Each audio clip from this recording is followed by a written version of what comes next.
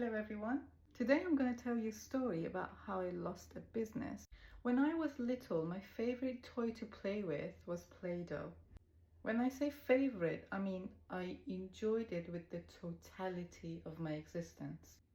Yeah, that much. I would constantly make stuff with them, then break them apart and make new stuff. It made me feel like a god. But if you've ever played with Play-Doh, you know there's a problem with it. It doesn't hold together very well, and the things you make are never permanent. So sometimes I would make this very beautiful, cute thing, but I couldn't keep it because it was soft. I think I learned it from a TV program. It showed how to make permanent air drying dough with cornstarch. So I would make something like a Play-Doh and I would make dolls with it, but they would air dry and be forever.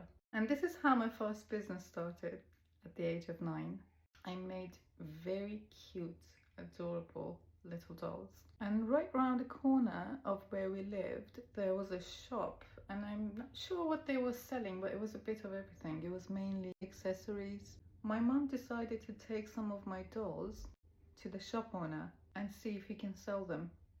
He agreed and he started putting them on display. They sold out immediately. And this is how I made my first ever money. That felt really good. This was going on for a while until something weird started to happen. The shop owner was telling us that the dolls are not selling as well anymore. What happened next? The sales of my dolls slowed down and eventually stopped. So I stopped making them. But one day, me and my mum were walking past the shop. I think it was a couple of weeks after I stopped making dolls for him to sell. And there it was, on the display of the shop. A more improved version of the clay dolls I made. Same clay recipe, by the way. I think both me and my mum got very upset about that. Later on, my mum found out that the person who was making those new dolls was actually the 13-year-old niece of the shop owner. Are you thinking of something? Yeah. My business was copied and stolen. I felt like a failure. What I was thinking with my 9-year-old brain was that someone's older than me and better than me and they make better dolls, and that's why I lost my business and that's why I can't make money. I didn't stop making the dolls, but I never sold one again.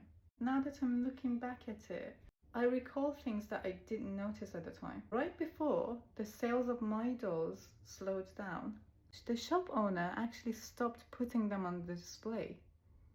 He was actually keeping them inside of the shop, kind of out of sight. When I was thinking about this story, I was thinking what I would say to my 9-year-old self as an adult. And here is what I would say to her. Don't put all your dolls in the same shop. Your competitors are not necessarily better than you. They just have a different style. The more you make them, the better you get at making them. And learning how to sell your dolls is as important as knowing how to make them. My competitors' dolls were not better than mine. They were more neatly cut, and I used to make them with my fingers. But that was the beauty of the dolls I made.